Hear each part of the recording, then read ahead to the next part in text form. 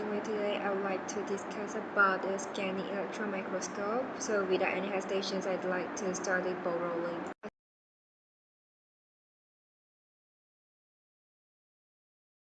A scanning electron microscope is a type of electron microscope that provides the image of sample by scanning the surface with a force of beam of electrons. So the electrons will interact with the atoms in the sample, producing various signals and also contains information about the surface, topography, and compositions of the sample.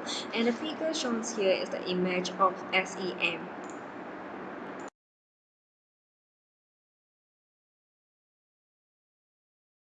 As the figure shown here, the scanning electron microscope contains the electron gun to produce the electron beam for scanning the objective, or we call it as the sample, the vacuum chamber to let the electron to pass through without any influence, the condenser lens to concentrate all of the electron beam, the anode to control the directions of electron beam, the objective lens, which is also the last lens in the series of the lenses that create the electron beam that scans the specimen, the sample chamber to hold the samples, the detector such as the X-ray, backscatter, and secondary detector to detect different electrons from different energy level as well.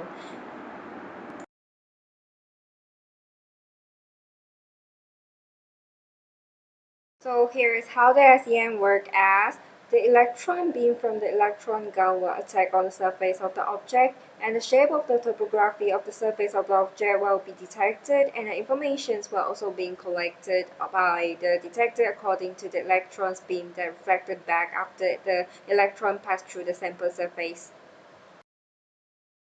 A high-energy beam is produced by the electron gun. The beam is then focused to the spot of about a handring's long diameter and made to scan the surface of the specimen. The scintillator collects the secondary or the scattered electrons and converts it into light signal backscatter. Electrons reflect to the surface and deeper from the specimen is also known as the reflected electrons.